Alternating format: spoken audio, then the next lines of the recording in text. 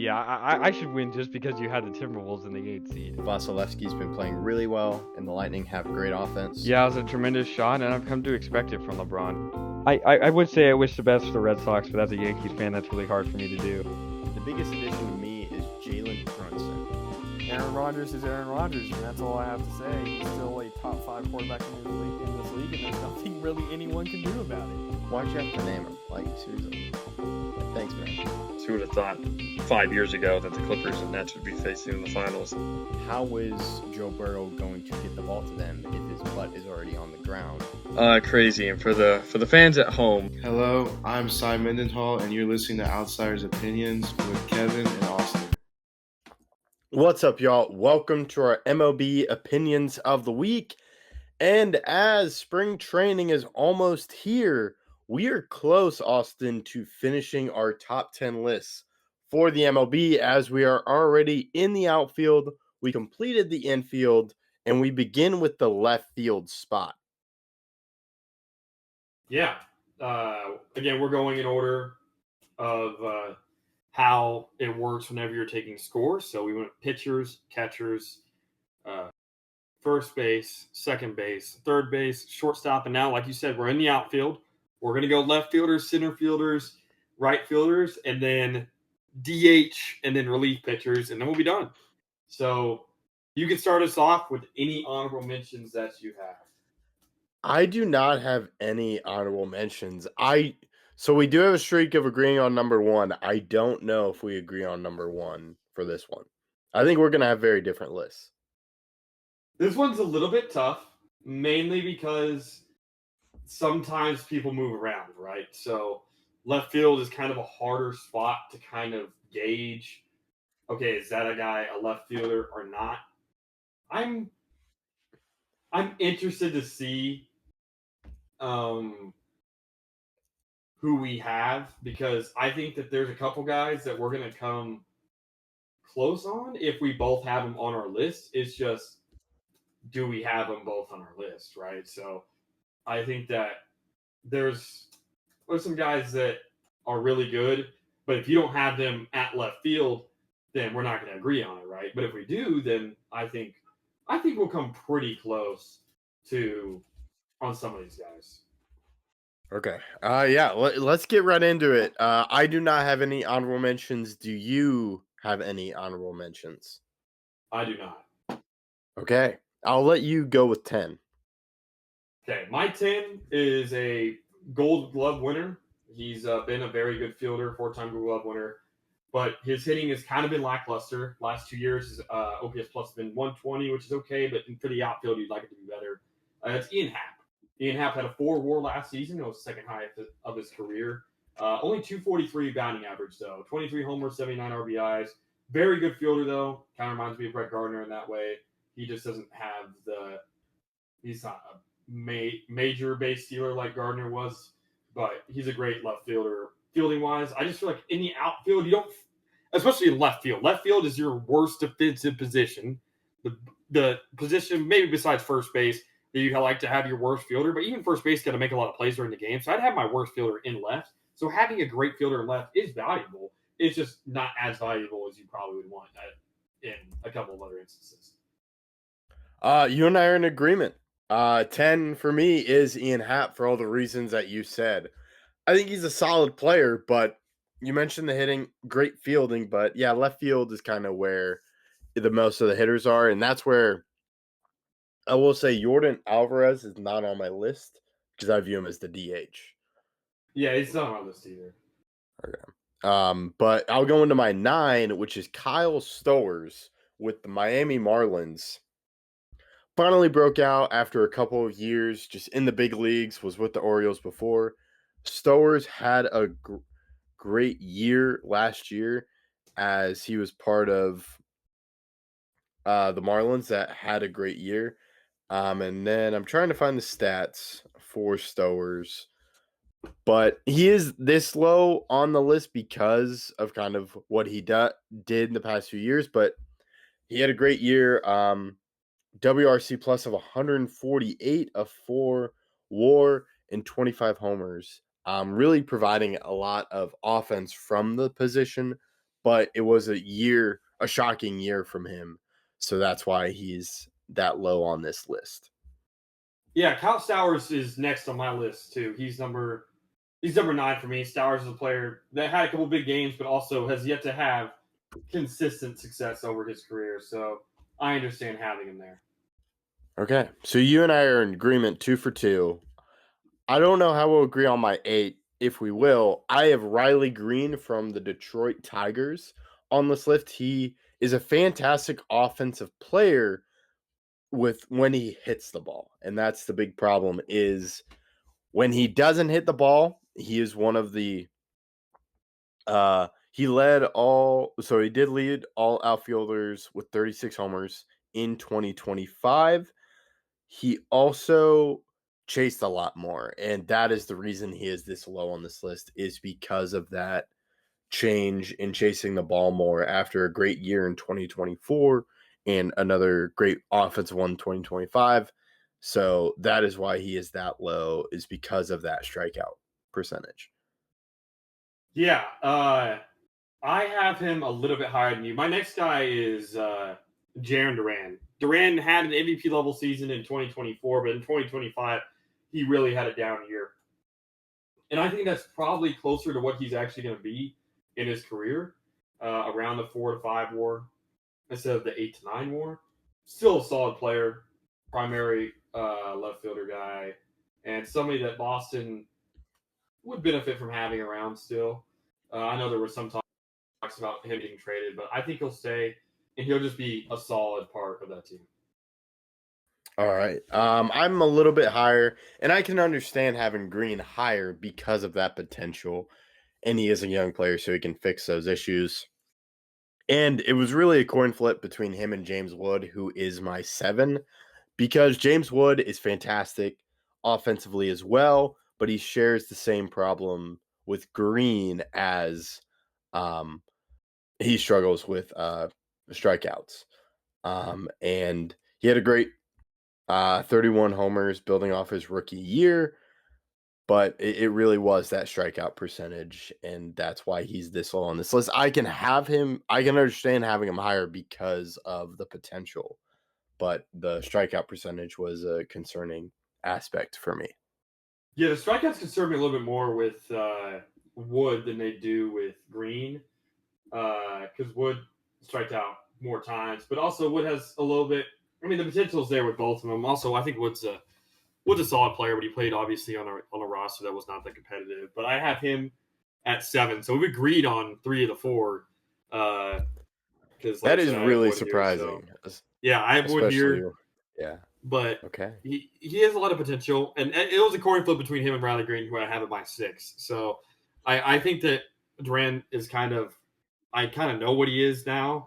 I think that last year was a lot more indicative of who he will be in the future. But Green and Wood have a lot of potential between the two of them, and I'm excited to see who wins that battle.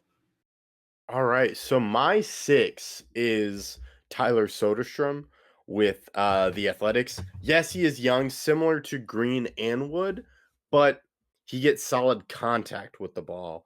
And he even did that in his 2024 when he had above average contact. This past year, he had a 125 WRC plus with a 3.4 WAR and hit 25 homers. To me, he's a young player that can do well hitting wise. He may not be a super power big hitter like Wood and Green, but getting your bat on the ball and getting hits is important, and is an important part, and kind of different than the traditional left fielder with power. But I wanted to put Soderstrom on this list, and that's why he's at 6. I have him at 5, so I have Soderstrom at 5. We're close with a lot of these guys. I think left fielder, it seems to be something that a lot of these guys are kind of flexible, where a lot of these guys are really close, but we've agreed on a lot of them so far. Who's your 4?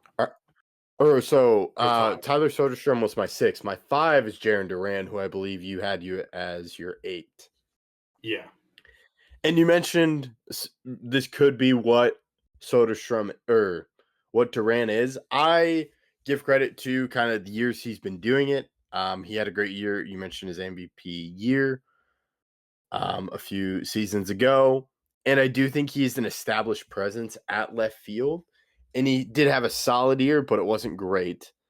But I think he continues to build off what he's done and really settling into that Boston Red Sox outfielder as the left fielder. Who's your 4? My 4 is Wyatt Langford. And Wyatt Langford, I think, has incredible potential because of just how he burst on the scene. However, the guys above him have more prestige of him. But Langford, I think, is great defensively in left field. And I think the Rangers are going to try to use him in center field. But I think his best position is probably left field, great defensively, and brings speed as well as power, and can really be an impact player that can move up this list in the future. But right now, I think I'll go into my 3. Randy Arozarena was my 3. So I think I kind of jumped above you, but Randy Arozarena to me has an more established presence than Wyatt Langford. Okay. We're a little bit off. My 4 is Randy Arozarena. He kind of disappointed towards the end of last season, and that's why I kind of have him a little bit lower. Now I'm thinking, I don't know if we're going to have to say number 1. I'm interested to see if you had to say number 1 as me. Just because of kind of how these players are lining out right now. But Randy was a good player last year, and he's definitely going to be a big part of a team that expects to be a World Series contender after their exciting season they had last year. Arozarena, again, he's healthy. He does strike out a lot, though. A lot of these left fielders do strike out a fair amount, and that kind of concerns me. We'll go to my 3. My 3 is Stephen Kwan. Kwan is a great fielder, but he's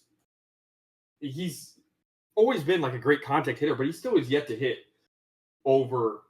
I mean, he hit 298 in his rookie year. Last year, he only hit 272 and had a 96 OPS plus. Yes, he's a great fielder. He's had 4 Gold Gloves in his career, but that's just not what you need from a player. If he's going to be hitting for contact purely, you want him to get it consistently above 290, and his career batting average is 281. Kwan is a very talented fielder, like I said. He's had some big hits in his career. I just don't think he's as good of a contact hitter as he needs to be for him to be one of the best left fielders in the game. And I'll go into my 2 because I know that's your next. My 2 is Wyatt Langford. Langford's had a very impressive start to his career, and really, it's his combat, or it's the combining of the speed that he has, but also he's shown the ability. He's played 134 games, both of his first 2 seasons, and he hit 22 home runs last year. I expect him to get probably around 30 this year, and he's continued to improve overall.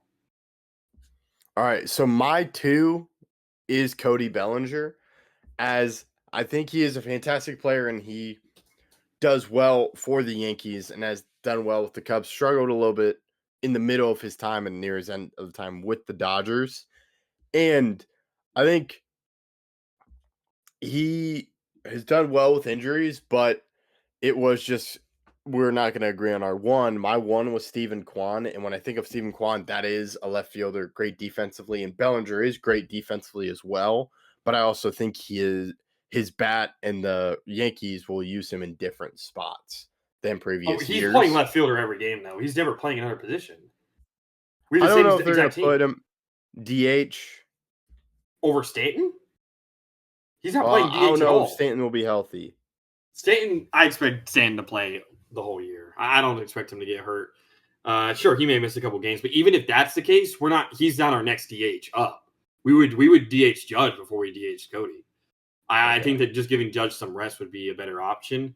And we still have Goldschmidt and Ben Rice. So we just DH one of those 2 who are still good players. I don't think Bellinger is coming out of the lineup as a left fielder the entire year, basically.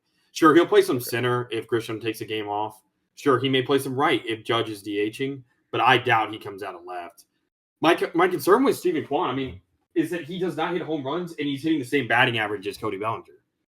Bellinger last year hit 272. The same exact, but Bellinger's going to hit, I don't know, over double his home runs while having the same batting average. I think Kwan is going to get back to his level. He has done it 2 times in his 4 years of over Well, his- 290, and Sure, but I'm just looking at what his average has been over the 4 years is 281. And that when you have no power, I mean, he hit 11 home runs, and Cody Bellinger hit 29. He's not hitting well enough to hit 11 home runs and be the best left fielder. You tell me right now you would rather have Steven Kwan on your team than Cody Bellinger? I would rather have Steven Kwan at left field. I would put Bellinger somewhere else. Where would you put him? I think I could put him at first base. I think he also could be at center field. Well, here's my thing. We have great first baseman. We have a great center fielder defender. We have a great right fielder defender. He has to play left. I mean, he's going to play 95% of his games at left. For the Yankees, well, that's what you have to base him on. It's for 2026, right? So it's basing it on where he's going to play this year, which is left field. Well, and I think Kwan is going to get back to 290, and he may even hit 300. I think he's going to get back to what he is best at, and that is putting the ball in play. Is hitting even 300 good enough when you're not hitting any home runs? Because he's not. I just don't see it. I just don't see it. I think there is value, and you can have the debate because you have Luis Arias, whose hits for average does not well do, and is similar to Kwan with not hitting home runs. But to me, there is value with having a high batting average player. Yes, he may not hit the home runs, but he's going to get on base a lot. I mean, if you look over the last 3 seasons, right? So since Kwan's rookie year, Cody Bellinger has a better batting average than Steven Kwan does over those 3 seasons. And that's 75% of Steven Kwan's career. He's hitting 276 over the last 3 years, while Cody Bellinger's hitting 281. And that's with the home runs. And Bellinger has not really had injuries since 2021. I mean, he's played 130 or more games every year since 2021. That's 4 straight years of at least 130. While the least amount of games since that span, Kwan played 122. It's a good argument, and we do have our first disagreement. But when thinking about it, I view Kwan as left fielder, and Bellinger is a good left fielder, and he could prove me wrong, but I think Kwan is going to get back to his batting average and what he does well. He's still relatively young in his career as he goes into his 5th year. I mean, they're only 2 years apart in age. That's the crazy part. Is Cody's played this long, and one is 30 and one is 28. I just think that when I watch Kwan, there's always these conversations of, is he going to hit for 400? And then by the end of the year, he's hitting 270. That's usually the conversation that happens. He falls off at the end of seasons. I mean, if we just let me look at the last 3 months of the year last year. What did he hit? And he has done that, but he is 4 years he hit in the league. 249 the last 3 months of the season. 249. His batting average went from 300 to 272 in 3 months. And that's over a large sample size. That's game 80 to game 156. It's a large sample size that he hit 249 during that span.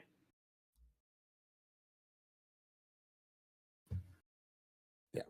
He does struggle. And I think with Bellinger, he has a lot more experience. Yes, he's been playing since he's been 21. I do think there is value in just the amount of leagues. And I think Kwan is is continuing to learn, and he's going to do well, especially at the plate in his 5th year. Yeah. I mean, I believe it more if he was younger. It's not like he's at the same point of his career as Bellinger. I mean, 28, that is when you're supposed to be your prime self. And I'd say 28 to 32 is usually like the prime ages for a player. And both of them are in that range. And just because Kwan is younger by 2 years, the experience that Bellinger has had over his career, I think, is more valuable than the 2 extra years of age that Kwan has on him. It is a good argument.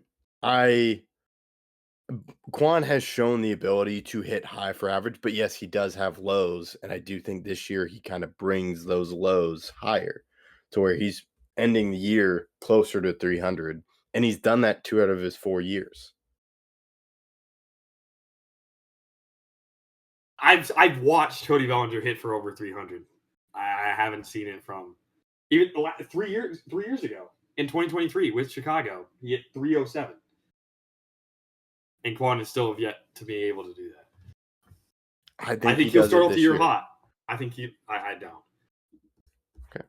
I think he'll start off the year hot like he always does, and then we'll talk about him hitting 300, and then they figure him out, either the pitching staff or whatever happens. It's happened the last 4 years. We'll have to see. So Bellinger is your 1, and he's my 2. Yeah, but that's the crazy part. I don't even have Quan at 2. Yeah, I know. You have Quan at 3. I think Langford, it depends. He's shown moments, and he is still relatively young, but I want to see another year of kind of him in the big leagues and kind of showing what his potential is. I mean, but over the last 2 seasons, which is the only 2 seasons of Langford's career, he has more WAR than Quan does. He does, but I think there have been moments where Langford has struggled with injury, and he's had very tough moments at the plate. I mean, he's not missed that many games. He's played 134 both seasons. It's still just with his age, has shown moments where he needs time to figure it out, and I think this could be the year. But there have been moments where when he had those expectations going into his second year, and I think he just needs one more year. And I value the experience Rosarena, Bellinger, and Quan all have over Langford. I see that. I mean, it's just been a different player since Quan's rookie season. I don't think he's been the same since. And that's true in the playoffs. I mean, if you look at the playoffs this past year, he hit 167.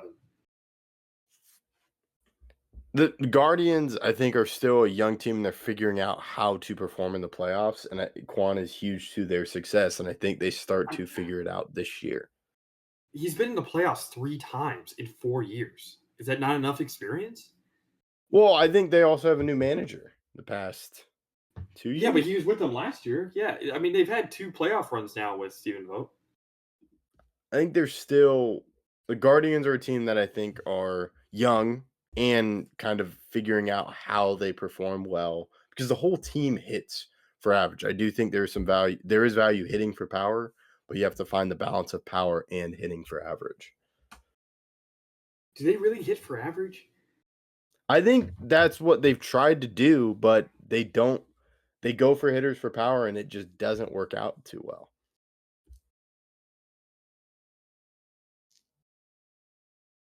I want to check something really quickly. Okay, batting average. The Guardians had the second worst batting average in baseball last year. And power? I don't think they're going to be second to last. We'll see. They're in the bottom half, but they're not even in the bottom 10 of home runs. I think they're undergoing a shift because a few years ago it was like they wanted multiple Quans, and now they did have Josh Naylor, but they traded him. And then you also had they signed Josh Bell, trying to go for power, and it didn't exactly work. And I think they're shifting to more power, and they're still figuring out their hitting lineup. I can see that. I never really thought of them as like the Rays are a team I think hits for average. The Blue Jays are a team I think that hits for average. I don't really consider the Guardians as a team that quote unquote hits for average. I would say that is their goal. That was their goal. The goal for any team is to get as many hits as possible, right? But when you're looking at the Guardians in that small market team, they are going, okay, we want guys that hit well for average. And they didn't really focus on any power. And now I think they're starting to shift that change.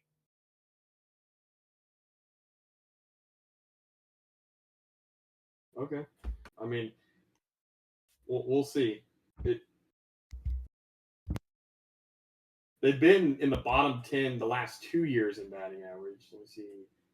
2023. Yeah, 2023, they were better, but that was the year they missed the playoffs. They were above league average in 2023, but that was the year they missed the playoffs. Let's see 2022.